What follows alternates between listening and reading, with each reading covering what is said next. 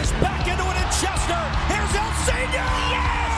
Yes! The center back, Jacob Glesnes, is going for it. Oh my God! What a goal! And that will do it! One of the best comebacks in recent years. 3 unanswered by the Union. And they go into the Gold Cup break, winning it 3-2. Hello and welcome to the Free Kick Podcast. My name is Todd, and welcome to Match Week 3 in MLS. And I'll tell you what, I feel like the season's flying by for the Philadelphia Union and just MLS as a whole. I can remember a couple weeks ago, we're like, oh, MLS is finally here, and we're into Match Week 3. And the Philadelphia Union, as we all know, take on San Jose Earthquake this Saturday night at 7:30 p.m. in what could be the coldest game ever in Philadelphia Union history.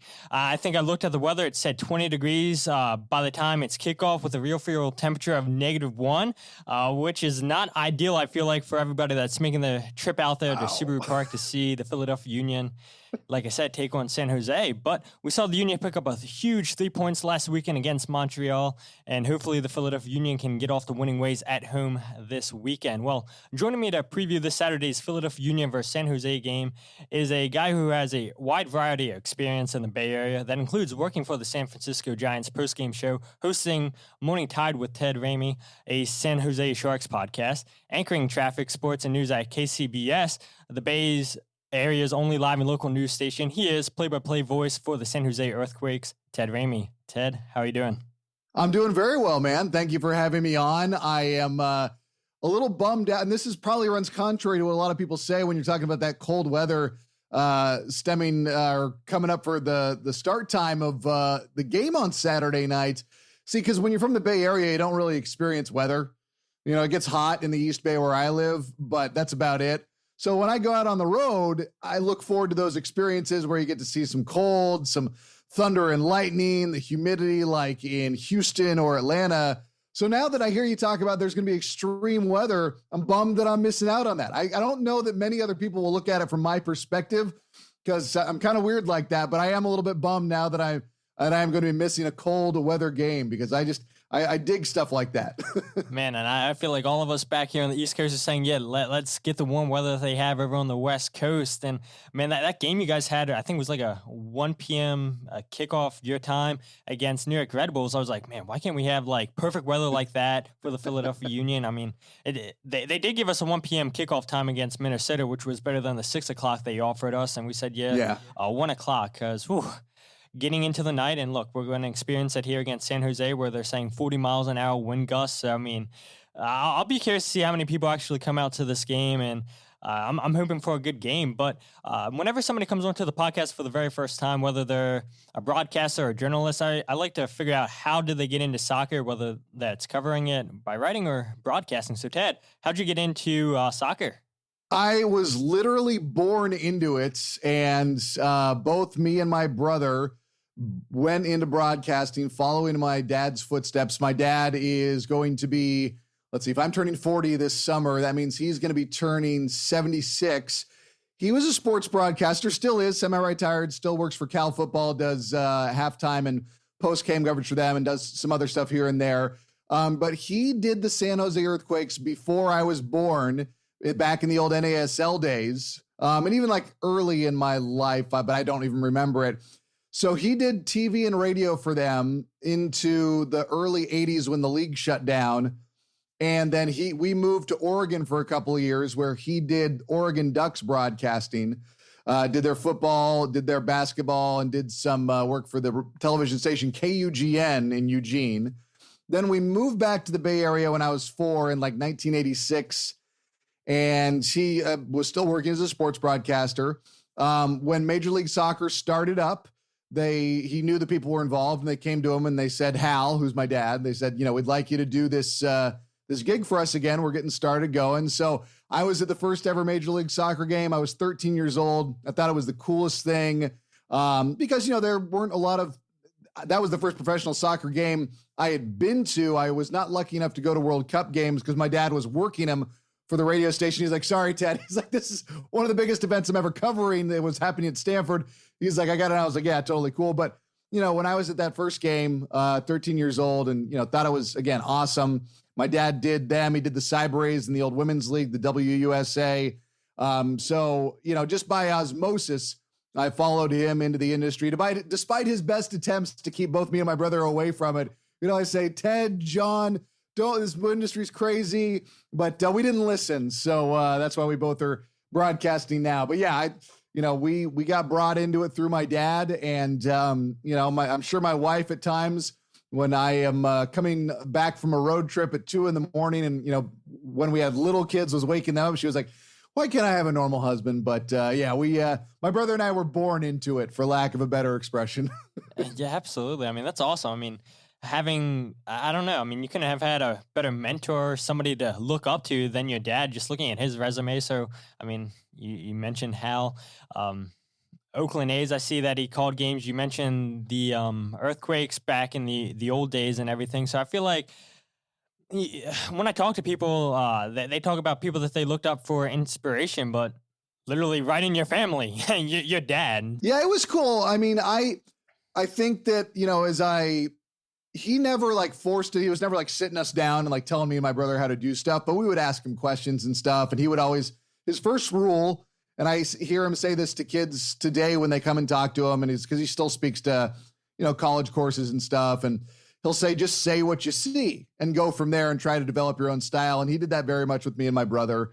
But the one thing that he did is he never talked about what he wanted us to listen to in his broadcast, because he's way too humble to ever do that. But when we were listening to Doc Emmerich on hockey, or we were listening to Al Michaels on football, or Bob Costas or John Miller or JP Dellacamera, who, my dad knew from back in the day, he would point out, he would say, listen, he would point out specifically to listen to what they were doing and point it out. So that was really cool to always have that type of a trained ear telling you what specifically a broadcaster was doing so well, because I think a lot of us, we listen to something, we're like, oh, that's cool, and I like how it sounds, but you don't really, without somebody telling you what specifically to listen for and why you might like it, it doesn't always register. But we had him telling us, pointing out, what Bob Costas did well, pointing out whoever it was. So I think that really helped along the way. But I always tell people my favorite broadcaster of all time is my dad. And then, everybody is a far second from there, because he was such a, big influence and still is. So it's fun. It's cool. But again, I see why he said, it's a crazy industry, because it is. It's not normal. It's not like anything else. As you well know, we're sitting here talking to each other about other people's ability to run around, but it's fun. That's what I keep on coming back to. Yeah, exactly. I mean, people that listen, you said getting in at 2 a.m. They're probably yeah, broadcasting sounds cool. Getting in at 2 o'clock in the morning. But like you said, I mean, you get to travel around. And again, I'll go back to what you said earlier, where you said you look forward to bad weather, because you don't really get that in San Jose and everything. People are like, oh, Ted, you're crazy. We want the warm. We want the warm. But yeah, I mean, if people are looking to travel, it's a great industry to get into, because you're going all over the United States, calling a sport that you enjoy, and you get to make connections all over. And speaking of connections, how's it like working with Joe Cannon, former San Jose Earthquakes goalkeeper, in the booth? Joe is super cool, man. He is, when he was the player, he was a fan favorite, because he used to jump into the stands after games and get riled up with the fans and stuff. And it wasn't an act at all. He is still that same dude. I see him interact with fans. I see how much he cares about the Earthquakes. We'll be texting each other in the middle of a day in the off season, just talking about things. And you just feel the passion. You hear in his voice how much he loved being out there and playing the game. And I think that he brings a lot of really unique perspective when talking about the game, because anybody who played it, first thing I said to him, I was like, Joe, no matter how much I study, I'm never going to see the game the way you do. I was like, because, my athletic career ended in high school. I was, that's as far as it went. I was like, you're a professional athlete. You played this at an exceptionally high level, because he played in France as well. He went over to Europe and he got a taste there, I think, for about 18 months. So, he's played at really high levels. So when I work with him, I always pay attention to what he says. It's not, I always want to set him up to where he can, try and get to what he wants to talk about. But I always listen to everything he says. I'm not just spacing out once he starts talking. When he talks about the other team settling into a low block or talking about, how they're running their double pivot and then the midfield. And, I listen because then once he points that out, and I've gotten better over the years, but now when I see him talk about something, it's so clear to see exactly what he's talking about, because so many times he'll point it out. If a team is trending a certain way, he'll start seeing things before they're really consistent trends over the course of a game. So like to see his mind pick up on things before it's actually happening is so much fun. And it makes me, a better watcher of soccer, which makes me hopefully a better broadcaster of soccer. Yeah, absolutely. I mean, I feel like that's the best position to see everything going on the field as the goalkeeper, because, you're the last line of defense and you have everything you're paying attention to in front of you. And to be able to work alongside somebody that, like you said, has played at the highest level possible, that has seen probably everything there is to see in soccer. I mean, you couldn't have asked for a better broadcast partner, I feel like. But let's go ahead and talk about San Jose Earthquake versus the Columbus Crew, which if Union fans weren't paying attention, that game ended 3-3. And the first two games of the season saw San Jose play back-to-back home games against New York Red Bulls and most recently, like I just said, against the Columbus Crew. And the first 5 minutes were nothing short of drama for San Jose, as Paul Marie was tripped up in the box in the first 5 minutes of the game, I believe it was.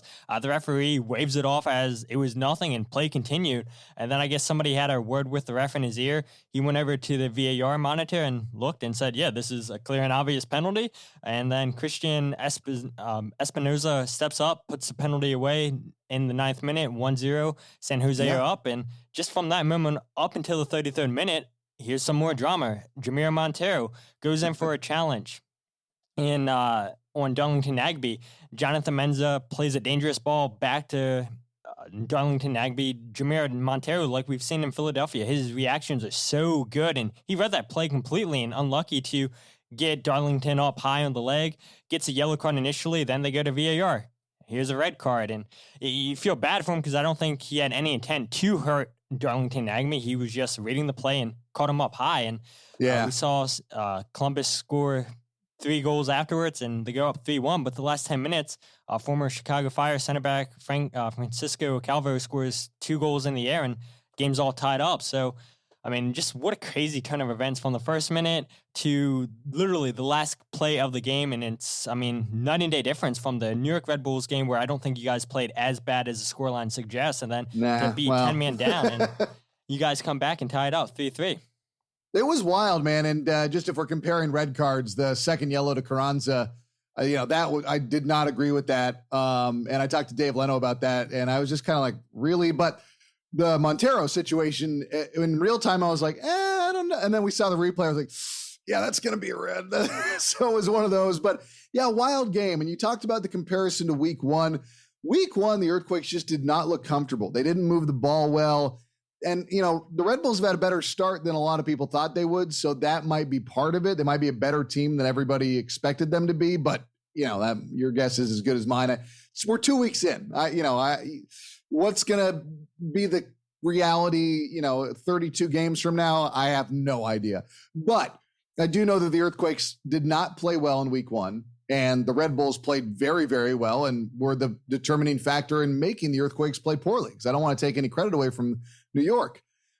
Week number 2 against Columbus, I thought the Earthquakes came out. They looked just not just more organized, but they just looked sharper. Passes were better. Everything was much more cohesive, much more just everybody on the same page. It seemed like in week 1, you had an idea of what the Earthquakes wanted to do. They wanted to use the wings, and it wasn't really working, and the Red Bulls were able to exploit that to their advantage. Last week against Columbus, it was like the Earthquakes were able to not just do what they wanted to do, but you could see very clearly it was much more obvious. And that all changed, obviously, once they go down a man with Monteiro getting the red card after the review. But even still, the Earthquakes did a good job to not let it get out of control early. They do go down 3-1. But Matias Almeida, he's kind of the type of guy who's like, well, if we're going to lose, we might as well try to get some goals. He's not afraid to open up. And so we kept on throwing numbers downfield, and the Earthquakes were able to put themselves in some advantageous situations, even down a man. You draw within 1 to make it 3-2 after Calvo's first goal. And then you get, literally an opportunity on the last play of the game from the corner. and you tie it. And while you have 2 games at home to start the year and you only walk away with 1 point, that's a big 1 point in terms of momentum versus how it could have been. So it'll be interesting to see what the Earthquakes look like in week number 3. The big difference was week 1, 3-man back line, week 2, 4-man back line. And I think that was a big difference in what the Earthquakes wanted to do. But, with the Earthquakes under Matias Almeyda, it is kind of 1 week to the next because you never know how it's going to end up. And that's part of the entertainment factor. But I'm excited for this game against Philadelphia. Yeah, absolutely. So am I. And you mentioned playing a 3 in the back, then 4 in the back, and we're getting into formations, what you project for this week against Philadelphia. But just what do you think overall the fight from San Jose? Like I said, I mean, they were down 3-1, down 10 men for majority of the game, and they come up and tie the game up. I mean, that speaks highly, I feel like, of all the players' mentality. Yeah, I mean, I think that's part of the Earthquakes and kind of the blue collar just core of the group.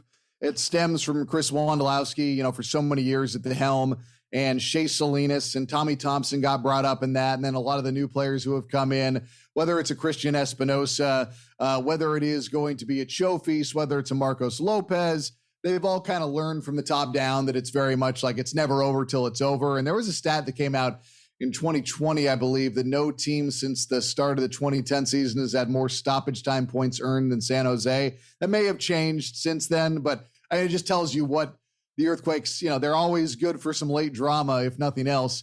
And I think that Matias Almeyda also, he wants to go for it. And that's just part of the mentality of the team. And I think that that's definitely something that he tries to capitalize on. There's a lot of fight. There's a lot of heart. And he'll challenge the guys in those situations. It's like, yeah, you're down a man. So what are you going to do? Like, get another man out there? Like, no, you can't change it.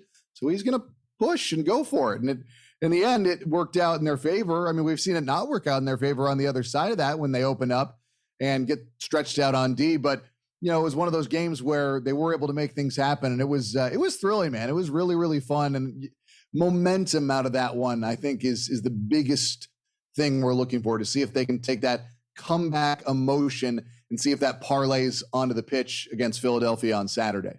Yeah, absolutely. I mean, Bielsa is the guy that Almeyda learned from and everything. We saw what he did with Leeds United last season, where they were just playing attack. They didn't care, how much the defense got spread open and everything. They were going to give up a goal and then come right back down and try to score a goal on you. And unfortunately, I don't think it worked out the way that he wanted this season at Leeds, but I just remember being on Twitter and everything, just reading all these tweets. Like, people were fascinated with the way that Bielsa played with Leeds United, just the attack and everything. People didn't care about just the goals they conceded. It's like, wow, like, we're not used to seeing a team go up against Manchester City and attack. They're used to seeing teams sit back and defend and maybe hit you on the counterattack, but that's not the way that Bielsa plays, and it's not the way that Almeyda plays as well. And that's what Jim Curtin talked about today at his press conference, how Almeida's not afraid to throw men forward and everything. And he talked about how, if this game's meant to play end-to-end, Philadelphia Union stand no chance because their roster is not built to play that way. And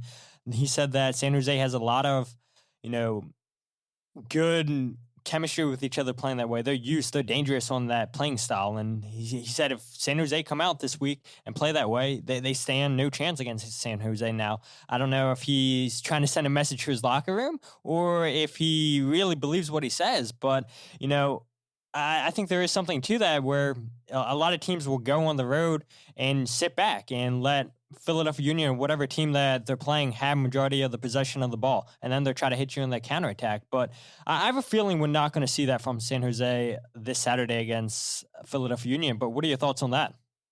I mean, I think Curtin is a smart enough guy and experienced enough as a player to know that he kind of wants to challenge his team, wants to say some things, wants to maybe not give the Earthquakes any bulletin board material either.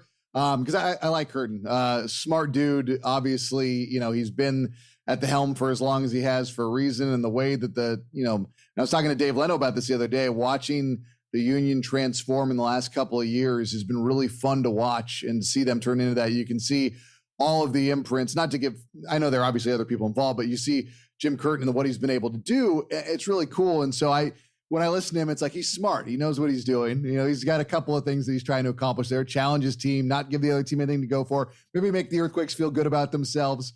But I think that for San Jose, they don't. Matias Almeyda doesn't like sitting back. He doesn't want to park the bus. He doesn't want to be that style. He wants to be aggressive. He wants to go for it.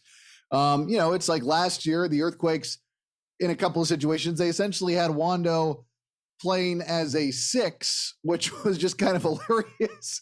But then he would get forward on the attack as well. And it was like, if they were down, he was like, he's not going to do a like for like. He's going to throw on as many offensive numbers out there as possible and try and create things. And so, no, I don't think he'll sit back. And the one thing Matias Almeyda's teams do, and you probably saw this with Leeds when they had their stretches where they were very, very good, is that they capitalize on chaos, and they're comfortable in that chaos where they're going to try and win those 50-50 balls. They're going to try and flip the field and go on the attack very, very quickly, be liberal with shots, try and create dangerous set pieces, try and set themselves up for corners. And when Matias Almeyda has the Earthquakes rolling, that's what they do best. They are more attacking. They are more just chaotic and taking advantage of that. It was a little less like that last year. He kind of toned it down a little bit because the defense was bleeding goals for a bit. That is one thing that we haven't talked about yet, is that the Quakes defense really settled down last year when Nathan came in. Nathan was hurt in week 1, non-contact injury to his left knee, meniscus tear. He's out for 2 months roughly, had surgery about 9 days ago. And so when you mentioned, the lineups is like against the Red Bulls, when the Earthquakes had that 3-man back line with Nathan as one of those 3 center backs and drifting out wider, you saw a little bit more of what the Earthquakes were wanting to do, and it changed when he went out there. And that's why I think they went to a 4-man back line last week. It's why I'm not quite sure what Matias Almeyda wants to do this week against the Union. Your instincts would be like, oh, he'll repeat what he did last week against the Crew because it seemed like that was working well. But with Almeyda, if you try and make assumptions like that, you usually end up being wrong, which is something in sports broadcasting I'm really, really good at. I'm very good at being wrong, I've learned over the years. So now that I've said this, he probably will come out with the same lineup again, except for Monteiro. But I think that, he'll do something interesting and unique and make it entertaining at the very least. Yeah, absolutely. And now that we're on the topic of Nathan, I did have that point in my notes to bring up and talk about him, but San Jose signed him last summer from Zurich in Switzerland, I believe it was. And he was a leader back there for San Jose, right-sided center back, which I feel like the last couple games, that's something that San Jose struggled with, having a right-sided player play comfortably from that position, playing out of the back. It seems like San Jose doesn't have a player that's comfortable playing the way that Nathan played, and I think that's a huge credit to just the type of player that Nathan was. He had 2 goals in 20 games last season, ranked 5th, I believe it was, in interceptions with 64, tied 12th in tackles, 49. Yep. And like I said, this guy came in last summer, so he didn't even have a full season. And to see him go out for 2 months because of that meniscus tear, that's a huge blow for San Jose, a leader, a stabilizer back there on the back line who can just organize things. And when he's playing that he's going to make everybody around him so much better. And I think that's a huge blow for you guys. And I guess I can't really ask about the 3 in the back formation, the 4 in the back formation, because like you said, who knows what Matias is going to do. It'll be very interesting. The one thing that I think everyone has been interested in as well is the use of Jackson Ewell as a center back, but also kind of a sweeper, and giving him freedom to kind of come up into the midfield and on the attack. So that's one to watch for Philadelphia Union fans, is see where exactly Jackson Ewell is. Is he playing?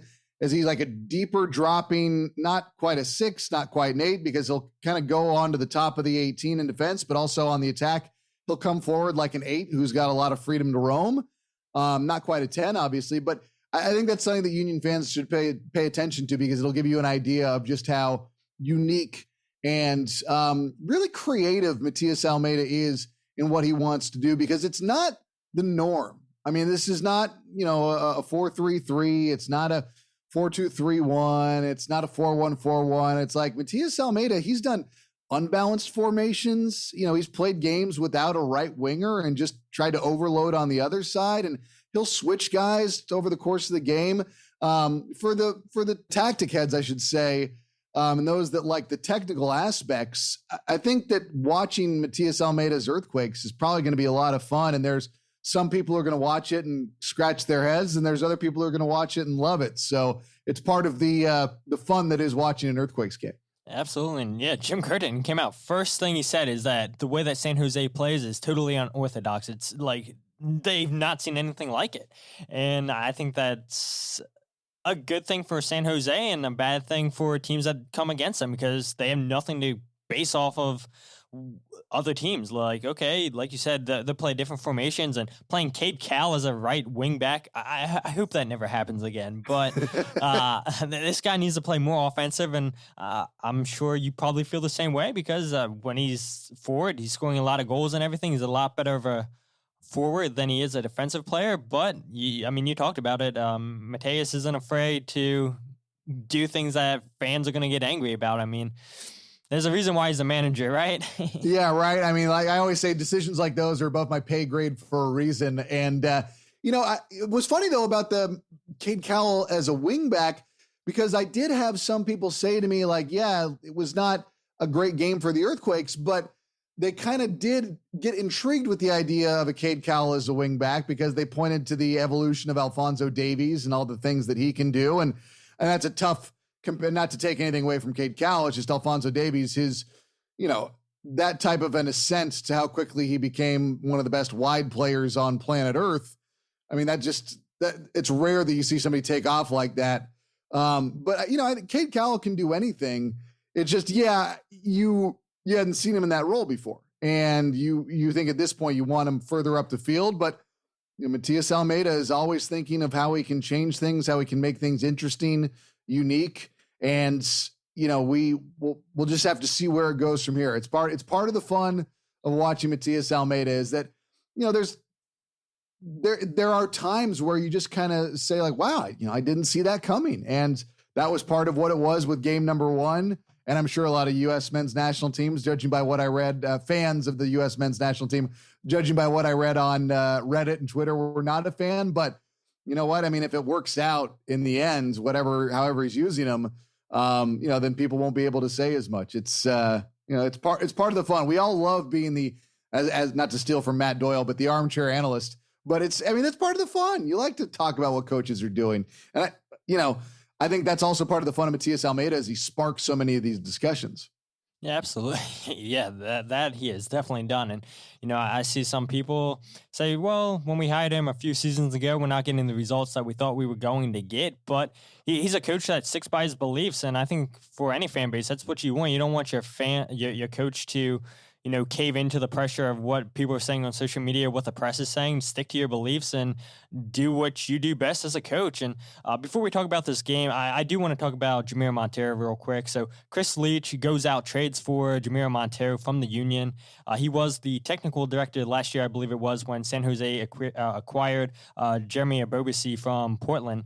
Those are two big MLS moves that San Jose's made under Chris's leadership. And I think a majority of Philadelphia Union fans appreciate what Jamiro did in his 3 seasons in Philadelphia. It's a guy who came initially over from Metz on loan in League One in France.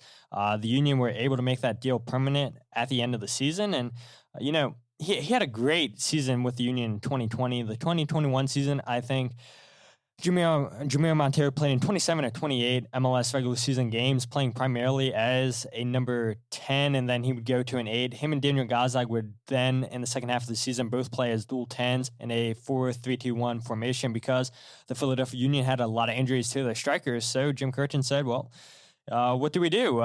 We'll go with 2 10s. And, I think that is when the Philadelphia Union were at their best with Jamiro Monteiro, not as the lone number 10, him and Daniel Gazdag both playing as a number 10. But a lot of people in the Philadelphia fan base will tell you that they much prefer Jamiro Monteiro as the 8 than the 10. And I agree, because the work rate, which I'm sure you guys have seen early on, is just unbelievable on Jamiro. He's not afraid to go back there and play defense and everything, win back the ball. We talked about, his aggressiveness against Columbus, which got him a red card. But, you want a player like that that's anticipating the play and everything, seeing it before it's going to happen. And, yeah, sometimes it's going to cost Jamiro Monteiro in the book. And get a couple yellow cards and maybe miss a game because of yellow card accumulations, or he gets a red card like he did against Columbus. But look, Philadelphia Union fans, I think majority of them were angry with what the Philadelphia Union got in return. They felt like the Union should have got a lot more than $250,000 and then an international roster spot. But again, I want to remind Union fans, I've talked about this in the past before, this was the last year for Jamiro Monteiro and his deal, and the Philadelphia Union didn't get any offers for him in the summertime or any offers that they thought were worth accepting. So they took the best offer on the table, and San Jose made their team better. And you can argue, oh, made the Philadelphia Union worse. I feel like Liam Flock, yeah, he doesn't offer what Jamiro Monteiro offers offensively, but Liam Flock, I think he's Brendan Aronson 2.0 without the offensive capabilities, just because what this guy does off the ball. And that was a big part of Brendan Aronson's game. And now that we see him with Salzburg, he's upped his offensive ability with the national team with Salzburg. We saw what he did against Bayern Munich in the Champions League, getting 2 assists. But at the end of the day, the Philadelphia Union made the move that they thought was the best. They have a lot of young guys too, where hopefully they'll get a lot more chances than they did last season, which I feel like they will, because if the Union weren't planning on using them, then they wouldn't have let Jamiro Monteiro go to San Jose. But just talk about those 2 huge moves that Chris has made early on with Bobasi and Monteiro. Yeah, Bobasi was the first big one, and he hadn't been officially named the GM at that point. He was still interim GM, and I think that was his first move to show that he was going to be aggressive and he was going to go after players that were established as known entities in Major League Soccer. Bobasi had been a double-digit goal scorer in the league before, and that one was like, boom, big move, okay. And it was unfortunate because right when Bobasi was kind of getting settled in San Jose, he suffered a head injury and missed several weeks after that with post-concussion symptoms. And unfortunately, during that period, San Jose pretty much fell out of the race. So it kind of, it was a bit of a buzzkill in that sense. But, getting to Bobasi, knowing what he's capable of, the speed, his just overall skill set, that he's not just a striker, that he can also pass, that he can also move in space with the ball. A lot that you're getting there. So that was the big move, A. And then the one that you didn't mention was Jan Gregush, who was another player that was a former designated player with Minnesota, another known entity. And it's been fun watching him because week 1, I wasn't quite sure how they wanted to use him. Week 2, his role was a lot more well-defined in the course of the game, and he had a lot more touches, a lot more impact, obviously. And then Jamiro Monteiro, to me, just watching him in the first game of the year, it was just remarkable that I wasn't overestimating his work rate. And I was thinking to myself, well, maybe I'm over, it's like you're excited when you get a new player, you tend to kind of be kind to them because I was like, oh, I remember how hard he worked. And then watching him during the game was like, man, not only am I not overestimating him, I might've been underestimating his work rate. Because my thoughts when they said we got him, I was like, okay, he's an 8. I was like, he can play a 10. He's very rangy. But then now getting to watch him in 2 games, I mean, he's everywhere. He runs around, he gets back on D, makes really aggressive plays, obviously, but it's fun watching him. Watching the way that Union fans on Reddit and on Twitter reacted to it, it was like, okay, this feels like a good thing, for the Earthquakes to get a player that makes fans upset. And I understand you've got new players coming in, and obviously the evolution of a Paxton Aronson is part of that. At least that's what some people have said, that they're kind of waiting for the next step in the evolution of his game as well. And change is part of the game. A Shabilko is another one that's gone out as well, who I know the consistency was probably the issue there, but I really liked his game. I used to talk to Marvell Wynn a lot. He used to be a co-host on the Soccer Hour for me for a couple of years after his career ended prematurely due to his heart condition. And he just always talked about it. It was like, yeah, he's like, you know what? He's like, if the team you're on doesn't want you anymore, he's like, don't take it personally. And he's like, just, look at it as like, hey, it's like, you're not part of their plan right now. Go on to the next spot and make the most of it. And I think that while that might not, make everybody with the Union feel good about the fact that he left, it's like, okay, the plan is shifted, but at the same time, look at what the Union have done over the past couple of years. It seems like there's a very clear direction. It seems like there's a very obvious idea of what they want to do. And now they're saying like, okay, this is how we want to use our resources. And sometimes you got to change things up. I mean, not to be too fence sitting here, but like both sides can come up with a positive out of a trade sometimes. Like people don't like that. It's always binary, win and loss. And it's like, well, no, like sometimes it's a little bit more complicated. Obviously that doesn't do as much for us in sports talk. We want to have our hot takes. But yeah, I mean, it's all, the Quakes had an idea of what they wanted to do. Philadelphia had an idea of what they wanted to do. Right now, Philadelphia has 4 points through 2 games. I know that it was a little bit reversed. You would have assumed the 3 points at home and the 1 point on the road, but whatever. It's 4 points after 2 games. You'll take it. San Jose still finding their way. It's an interesting move for sure. But the work rate from Monteiro is what struck me. It's like I really respect and appreciate just his willingness to just sprint back on D and cover, and just it's fun to watch. Whenever there's a new player, you get appreciative of learning a lot about their game, because I only, when you watch games on TV, you don't get it the same way from being there in person, and especially when I watched highlights of every Union game. I didn't see every Union game. Some I saw fully, not all. But now that I'm getting to see a player who you guys obviously saw a lot of over the last few years, it's like, oh, now I get it. Like I get what everybody is so, why they're so perturbed that this guy is no longer on their team. But it's fun. I enjoy. I don't get to see him this week. I mean, just want to talk about hot sports talk takes. We get robbed of the return. It's like, of course he gets a red card. I was like that would have been the easiest, most just lob it in there type storyline for this game. And then the sports gods are like, nope, we'll take that out of there. I was like, now I have to do more work. I was like, that was so easy. Absolutely. I know. I think we were in the middle of Jim Curtin's press conference during the game, San Jose versus Columbus.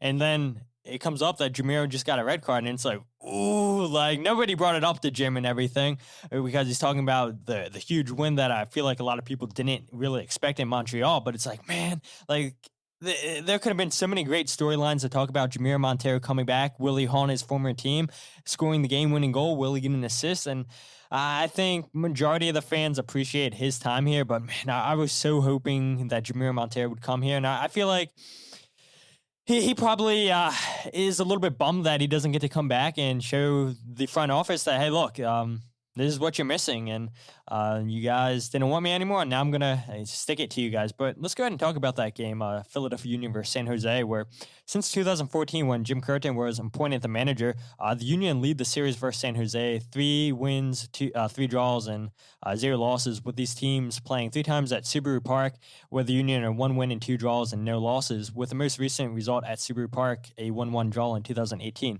Feels like that was like 10 years ago, even though it was, 5-6 years ago, but nonetheless, San Jose, they've brought in 7 new players this campaign. That includes the likes of Jamiro Monteiro, Francisco Calvo, and like you said, Jan Gregus, the defensive midfielder, ex-Minnesota player. San Jose, they've given up 6 goals so far while scoring 4 goals, and we've seen, like we've talked about plenty of times already, the formations that Almeida likes to play 4-2-3-1, 3 in the back. Who knows what we're going to get? We won't talk about that anymore, but we know the Philadelphia Union will be without Julian Carranza due to his red card against Montreal last week. And again, we talked about that a little bit earlier. We know about Jamiro Monteiro's red card and Nathan's injury. San Jose had a couple guys on the injury report last week. Are we expecting any of those guys back for this game, especially Shea Salinas? Played 1 season with the Philadelphia Union, and I feel like he'll get a huge standing ovation if he is. I know that the official game notes came out a little bit earlier, and I haven't looked at them specifically. When I did talk to Shea Salinas after the game last week, I said, how's the knee doing? And he said it was feeling better. So having Shea Salinas, the franchise's all-time assist leader, you always want him on the pitch. You always want him on game day roster because he's a workhorse. I mean, he's 35 and he's still one of the fittest guys, hardest workers. I always say with guys like Shea Salinas, and we said this last year about Wondolowski, is think about where Major League Soccer was when they came into the league. Think about how much better it is now, and think about the fact that those guys adapted and evolved their game to keep course, stay up to the par, how much better the talent was getting, and they still remained effective players. So Shea Salinas, I hope he is. And again, I apologize for not looking at the game notes earlier, but I think we have to wait and see on a couple of those. And I think things were trending in the right direction. Obviously, Nathan's not going to be back for a while. But I think that we didn't have huge injury issues. It was relatively minimal. So, you hope things, especially a player like Shea Salinas, it sounded hopeful. I'll put it that way. Well, there we go. I know, like I said, Philadelphia Union fans, if he is available, if he gets on the field, he'll get a huge standing ovation because whenever a player gets subbed on, the Union fans are always booing him. But Shea Salinas is not going to get booed. And if he gets booed, I'm going to be so angry at fans. Like, do you guys even know who you're booing? Like, this guy was with the Union the very first season in MLS, and then obviously he wanted to go back to San Jose. So hopefully, people that are listening to this podcast, hopefully they don't boo. But last year, San Jose, they were 10 wins, 11 draws, 13 losses. But what stood out to me about that is they were 5 wins, 6 draws, 6 losses on the road, 21 goals for and 30 goals against. 5 wins, 5 draws, 7 losses at home. Why did these two teams play so similarly last season on the road and at home? It was really interesting last year with the Earthquakes because you felt like if they had been what you would hope they would be at home, they would have made the playoffs. And they just really had a lot of trouble on the roads. Just here, I pulled up the injury report. So Hadji is out, Monteiro's out due to suspension, Nathan out, and Salinas is still out, and Skahan is out with a right knee injury. So that's the Earthquakes one. Sorry, I was able to go and bring that up. I appreciate it. The Earthquakes last year were the Earthquakes are really good at being a back against the wall style team. It's like they're kind of put in that position. It's like, you're not supposed to do well here on the road. And so last year they did pretty well on the road, and they kind of, they were a better team on the road last year than they were at home. And it was really hard to try and figure out why that was, even though their records were the same, or similar home and away, at least in terms of wins. It was like you felt better about the team on the road. Like they were just a little bit more comfortable being that, not the villain, but just kind of the team that wasn't supposed to perform as well. And so you wonder why more of that mentality wasn't there at home, and whether it was pressure or whether it was the opposition. I mean, that's a much longer conversation, but it was, last year it seemed like they were a little bit more comfortable being the road team and being the team that could be just kind of a little bit more of an antagonist on the road as opposed to how they were at home. It looked like they just were more comfortable being the enemy, and that was really unusual. But it was helpful. It just was unfortunate that mentality was not juxtaposed with being a team that could rack up 8, 9, 10 wins at home. Because that's, I think of all the playoff teams last year, the worst home record of all the teams that made the playoffs, I believe, was 8 wins at home, where the rest had 9, 10, 11, and I think New England had more. But you have to win at home, and you have to, get points on the road. You do that. It's pretty good formula for making the playoffs. But the Earthquakes they couldn't figure it out last year to be as good as home as you would have expected. And there were some really frustrating losses. There were some kind of strange games, and it didn't work out, unfortunately.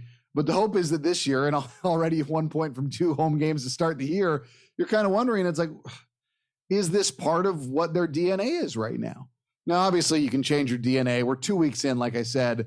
Well, I could be proven to be very, very wrong, but they were definitely, the entire year, they seemed more comfortable in their role on the road at the very least. Absolutely. Look, I've said this in the past, and Jim Curtin keeps bringing it up every week. He says, you don't get a real feel for how teams are going to be throughout the season until you're 10, 12 games into the season. So for San Jose fans, don't panic yet because we're in the week 3, like we said at the beginning. So, yeah, it sucks to not get a win in those 2 games yet at home, but to see where the team were from New York Red Bulls to what they were against Columbus Crew, I mean, it's a step in the right direction. For Philadelphia Union fans, the debate is, does Nate Harriel get the start again this week like he got against Montreal? Do we bring back in Bizo? I think Nate Harriel played good enough where he doesn't deserve to lose his starting spot. He was dominant in the air. He played a really, really good game, had a good connection with Bedoya on the right side of the diamond. And Jim Curtin was also asked, will Michael Ua play? And Jim Curtin wouldn't say if he's going to start or not, but he said that he's going to have a big role to play. And I've got to imagine, look, the fan base is waiting for this guy. He came in for the Philadelphia Union when Julian Carranza had the red card. So he wasn't able to play with an 11-man Philadelphia Union team. He was asked to come on and do a little bit more of the defensive side of the work, chasing the ball, not really going on the attack. And so I'm hoping he makes his debut. I think he will make his debut. I mean, you don't spend all that money for a guy to not make his debut. And I know it's not ideal conditions for him to make his debut, but I do think we'll see Mikael or on the field. Andre Blake, obviously, in goal. Jacob Glesnes, Jack Elliott, Wagner in the back with Harriel, like I said. Jose Martinez, Bedoya, Flock, Gazag. Santos, I would come in. I know Corey Burke missed the last game because of the birth of his child, but Sergio Santos, I thought, played well. And whenever he's out there, I mean, this guy is giving 110% with his speed. He stretches the field well, and I know that Jim Curtin said that, Michael has a combination of all that. Good hold-up play. He has good speed. He's good with the ball at his feet. So I think it will be intriguing to see Santos and Michael work together. I think the ideal partnership will be Julian Carranza and Michael, but, it's not going to happen this week. So Philadelphia Union fans are going to have to wait another week. Real quickly, though, my 3 keys to the game are: 1, don't lose your aerial duels. San Jose, they lead the leagues in headed goals this season. I know it's early on with 3 goals, and they're 10th in the league in headed duels, won with 55.3%. The Union are 6th with 56.8. Number 2, you got to pressure Gregus and Jackson Ewell, because depending on where you get your data from, it could vary. But one thing is for sure, San Jose loves playing in long ball from the back with those 2 guys. And then number 3, Philadelphia Union, they like to play with their center backs, with Jacob Glesnes and Jack Elliott, putting the ball over the top, having the strikers run onto the ball. But with those conditions, 40 miles an hour wind gusts, I'm not sure how often we're going to see the Philadelphia Union just spraying that ball out of the back. So I just want to see the Philadelphia Union move the ball quickly. And going back to my first point, I asked Jim Curtin, with San Jose being so good in the air, is this something that you guys practice for this week? And this is what Jim Curtin had to say. Yeah, they've scored off restarts. They're good on attacking restarts for sure. Like you said, 6 goals through 2 games is a lot. They're doing something right, especially in the attacking part of the field. We'll need to do a decent job. Obviously, when their center backs come forward, they're good at attacking it on set pieces. So again, yeah, they have a strong team. They win things in the air, in the box. So we've talked very much about that. We've analyzed some things we can do on corner kicks with our zone and with certain guys marking man to man, just not allowing free runs so guys get their head on things. So yeah, we'll be aware of that. And again, tough opponent, a unique opponent, and one we have to be at our very max to get a result against. Yeah, nothing but respect for San Jose there. And Ted, last thing I'll ask you is, do you think that is going to be a part of San Jose's game plan? Like we said, 3 goals off of headers, lead the league in those. Do you think we'll see San Jose trying to just use their height and using set pieces to their advantage against the Union? Yeah, I mean, I think that they've shown not only do they have the ability to use the height of a Francisco Calvo, for instance, or a Tanner Beeson in the past. They've got some height, especially among their center backs, they can try and take advantage of. But we've also seen the Earthquakes under Matias Almeida be very creative on set piece and have design plays that set up some dangerous opportunities. So I think that's definitely something to watch for. I thought it was interesting the way that Curtin phrased a lot of that too, because it seemed like he was trying to say that they have to be ready for some of the emotion that San Jose brings to the pitch. And I think it's important, I'm sure, for him to be telling the Union and telling his players, like, yeah, you got to be ready for what these guys are going to bring, because it seemed like that's what he was referencing as well. But it'll be very interesting to see, because if it is as gusty as it is potentially going to be, then you better make sure that your set pieces, if you're throwing a ball into the air, that they're going to be on point. You might see more of an emphasis on low crosses, trying to create the cutback as well. See if you can keep things low and give yourself a little bit more opportunity. Obviously, we'll have to see what the weather is like when we get to game time. But yeah, I mean, if it is going to be that gusty, you might see San Jose try to focus more at getting the ball at the feet of a Chofis who can dribble and possess a little bit more.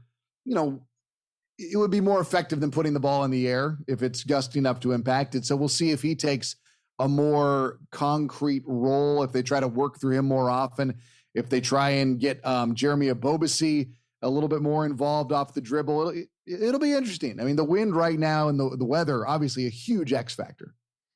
It absolutely is. And like I said earlier, man, I wish we had San Jose's weather, but we do not. And Ted, it's been a blast talking San Jose, Philadelphia Union. Hopefully Union fans have a little bit of a better understanding of how San Jose are going to play this game. But for fans that aren't following you, where can they follow you on social media? Where can they listen to the game? And just good luck this season on the call, and good luck against the Philadelphia Union. Hopefully we get a good, entertaining game. Thank you, Todd. I appreciate it, man. Anytime you want me to come on, I'm more than happy to do so. And I appreciate you reaching me out and letting me talk to all your listeners. But yeah, as for following me, at Ted Ramey Media on Twitter, at Ted Ramey on Instagram. Those are the two that I use the most, and I'm most active on Twitter. You can hear the game on KNBR's 1050 stream. If you go to knbr.com, there's two stations, 680 and 1050, and you can click which one you want to listen to live. That's the easiest way to listen to the broadcast. And happy to talk to the Union fan base, and happy to come on and talk with you anytime. And I am looking forward to I work for the Earthquakes, so I always want to see the Earthquakes win, but everybody wins if the game is entertaining. So that's what I'm most hoping for. If we can get a nice, really entertaining full 90 and change of back and forth battle between these two teams, I think we'll all walk away relatively satisfied. Obviously, you want the 3 points, but I think that if we can get a good show, which I think is possible between these two teams, it'd be that much better. Yeah, absolutely, especially when these teams haven't played since 2019. I think that was in San Jose. And, man, it's been far too long since these two teams played each other, and I'm so glad that they finally get to match up with each other. And for the listeners, if you guys aren't following the podcast on Twitter, Instagram, or Facebook, follow @FreeKickPod, wherever you get your podcast, The Free Kick. And, Ted, like I said, thank you so much for being here, and had a pleasure just picking your brain and learning a little bit more for how San Jose are going to approach this game, how they approach the season. And hopefully for San Jose fans, they finally get San Jose in the playoffs this season. Thank you, Todd, man. Anytime, man. More than happy to come on and talk the beautiful game with you. Absolutely. And with that said, my name is Todd, and this is the Free Kick Podcast.